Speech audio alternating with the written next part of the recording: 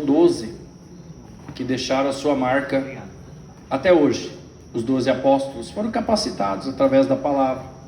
Eles eram seres brutos.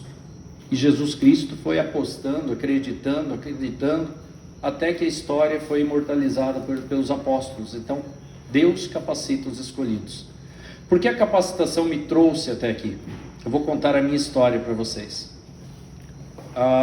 O meu pai, ele era um colono, ele veio de Santa Catarina, encontrou a minha mãe ali no interior do Paraná. Ela era do Rio Grande do Sul.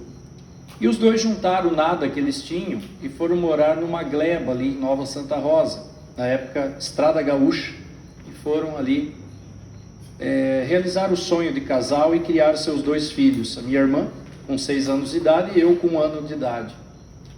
Mas a colônia não dava nenhuma expectativa de crescimento, então meu pai se deslocou com a minha mãe para Marechal Cândido Rondon, e meu pai não tinha capacitação de nada, a não ser roça, colônia, e foi trabalhar de saqueiro na Copagril, lá em Marechal Cândido Rondon, saqueiro, carregando saco nas costas.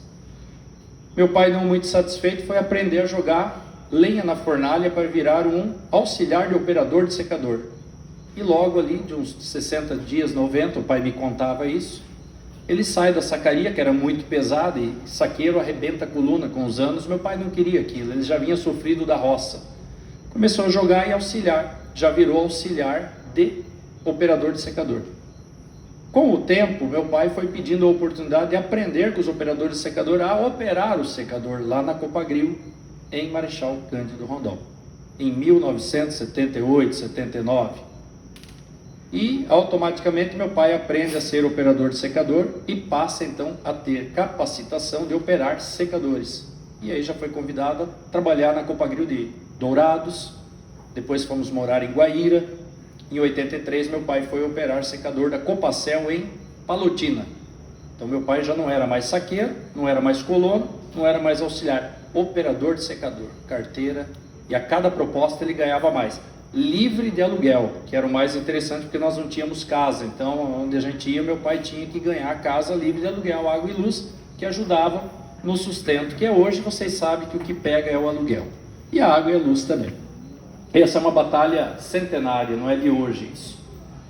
Em 83 meu pai faz a safra em Palotina e é convidado a vir operar o secador da Copacel aqui de Sorriso, quando a Copacel, seu Idemar Riete, que leva perimetral, convida meu pai a fazer a safra de 84, porque aqui tinha os armazéns, mas não tinha operador de secador. Estava chegando a soja em 83 aqui. Meu pai vem para cá, faz a operação, e ele tinha que aguardar 10 dias para voltar para Palotina num caminhão que vinha trazendo para cá, na época adubo, e ia levar meu pai de volta, porque não tinha muito ônibus também. Em 84 aqui era um ônibus por semana. E neste intervalo, José Carlos da Pantanal, o meu pai termina a safra e vai desmontar o secador. Desmontou todas as polias. E o patrão Idemar chega aqui na época no gerente e falou: quem que desmontou o secador? Porque tinha que vir a Comil, que tinha montado o secador e tinha garantia. Aí o gerente falou: não sei, eu acho que o seu Arthur. Meu pai era Arthur. Aí o Idemar Riente foi lá atrás e falou: seu Arthur, como que o senhor desmontou todo o secador se vai vir o pessoal da Comil? Naquela época, uma Comil ia cobrar, para vir de lá para cá, uns 80 mil reais para fazer manutenção do secador. Meu pai foi: Idemar, eu estou esperando o caminhão, 10 dias, eu não tenho o que fazer. Como eu aprendi a engraxar e tal, eu estou fazendo, ninguém me pediu. Quando que você termina? Não, mais 2 dias eu termino. O patrão ligou em Cascavel, cancelou a Comil, que não precisava mais vir, deve ter economizado uns 80 mil hoje, e falou: seu Arthur, a hora que o senhor voltar para Palotina, eu quero conversar com o senhor, porque quem te autorizou a fazer isso? Não é assim que funciona comigo. O seu Idemar deu uma dura no meu pai muito humilde, terminou, voltou para Palotina. Eu lembro até hoje que ele chegou e falou: dona Alcôndia, minha mãe, eu fiz uma cagada lá em Mato Grosso, acho que eu vou ganhar as contas. O que você fez, Arthur? Terminou, eu fiz toda a revisão, o Idemar quer conversar comigo amanhã, ele está me esperando, e eu acho que é para me mandar embora. E quando ele chegou lá para conversar com o patrão falou: seu Arthur, o senhor vai ganhar 4 vezes mais, a casa lá em Sorriso está liberada para o senhor vai pegar a sua família, eu quero o senhor lá, porque essa mão de obra que eu preciso lá em Sorriso para me ajudar em Lucas e Mutum, que eles estavam montando os armazéns. E no intervalo da safra eu vou te pagar um adicional para você revisar os meus armazéns na Caravaggio, Nova Mutum, Lucas e Sorriso. Então meu pai, um operador de secador, é o meu ídolo. Foi ali que eu aprendi como que faz. Sozinho, ele não tinha Senai. Ele não tinha o Senai. E a minha mãe era uma dona de casa. Eu aprendi o que com a dona Alconde? A dona Alconde me levava no mercado, junto no carrinho, Gilberto. E ela era da época que ela ia anotando quanto que ela tinha para gastar. Então ela anotava, aí chegava uma hora e falou, não, tira esse iogurte e tal. Mas mãe, 4 iogurtes, não, 2, só pode levar 2, senão vai faltar o sabão. E ela anotava, então ela chegava no caixa do mercado certinho com o que ela tinha no bolso. Quem foi criado assim aqui? Deve ter outros, né? Lei de Responsabilidade Fiscal de 2000, lançado por Fernando Henrique Cardoso. Cartilha da Lei de Responsabilidade Fiscal nasceu das donas de casa que controlavam a conta. Foi quando ele aplicou que os municípios e estados não poderiam gastar mais do que arrecadava. A cartilha de Fernando Henrique do Plano Real de 2000, chega a me arrepiar, foi das donas de casa que não gastavam mais do que tinha no bolso na hora de chegar no caixa.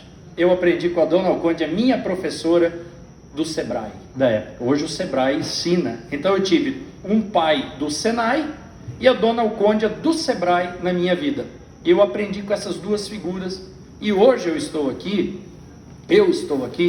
porque eu sou filho de um operador de secador, filho de uma dona de casa, que me ensinaram lá atrás que a capacitação e o não gastar mais do que arrecada nos coloca em qualquer lugar que você quiser na vida. E aí eu volto lá atrás, que Deus capacita os escolhidos. Eu fui vereador 3 vezes desse município, o Zé sempre me ajudou e a família estão aqui, sempre na garra, na raça. E o meu comércio era gráfica, eu vendia adesivo, eu atendia o Gasparotto, inclusive, e trabalhava à noite intercalando para no outro dia entregar, porque a minha empresa era pequena, então eu tinha que trabalhar com os meus funcionários, mas eu tinha que ser exemplo. Então eu chegava muito cedo na empresa. Hoje eu chego na prefeitura 5, 5 e meia. Eles falam, você é louco? Pô, louco quando eu tinha que ir para a gráfica 3 horas da manhã para intercalar, fazer café para os meus colegas de trabalho. Isso era loucura. Hoje eu já acordo às 5, antigamente eu era às 3, eu já melhorei a minha vida. Agora é 5, tá bom demais. Aí falam para mim, Gilberto, que eu faço loucura em ir para Cuiabá no mesmo dia e voltar. Que eu saio 3 da manhã, faço a capital, o Zé Carlos sabe, e à noite eu estou de volta para no outro dia 5 horas trabalhar. Loucura! Loucura quando eu fazia de Fusca no BR-63, quando tinha buraco. Hoje eu vou de Triblazer, com diária paga. Tá ruim para mim? Não tá, gente. Então eu aprendi a agradecer, porque fui criado por um homem e por uma mulher que me ensinaram que na vida se busca capacitar e agradecer. E eu estou aqui prefeito, pessoal, por Deus mesmo, porque em 2016, quando eu me coloquei candidato a prefeito, em 2015, e o Zé lembra disso, que eu ia lá na empresa dele, eu ia lá no Gasparotto, entre uma venda de adesivo e entrega de uma placa, eu falava que eu ia ser candidato a prefeito, porque eu acreditava no propósito de uma discussão sem briga para Sorriso. E Deus capacita os escolhidos. Eu estou aqui porque Deus me capacitou. E eu me preparei para pregar união e sorriso e amor. E esse projeto que vocês estão inseridos, que a primeira dama colocou lá na Secretaria de Assistência Social com muito amor, é para capacitar vocês também a ajudar a fazer com que Sorriso continue se desenvolvendo. Nós não temos como crescer sem vocês. Não há como uma cidade crescer sem a mão de obra capacitada. As indústrias estão chegando, as marcas estão crescendo. Nós estamos no centro de Mato Grosso e crescemos 20% ao ano. Não há o que reclamar nessa terra. O que nós precisamos? Acreditar em Deus, respeitar nossos pais, familiares, nossas lideranças com humildade, buscar o conhecimento através do estudo, acordar cedo, dormir um pouquinho mais tarde e viver a vida, agradecendo ela. Vocês nunca vão me ver reclamar da vida e nunca vão me ver atacar ninguém. Eu posso ser atacado o dia inteiro na política, mas eu não ataco. Porque para mim a política é a ferramenta do amor e da transformação. Isso aqui é política. Quando a gente pega o dinheiro público, como o Zé Carlos falou, dos próprios impostos de vocês, e devolvemos para a comunidade. Nada mais que isso.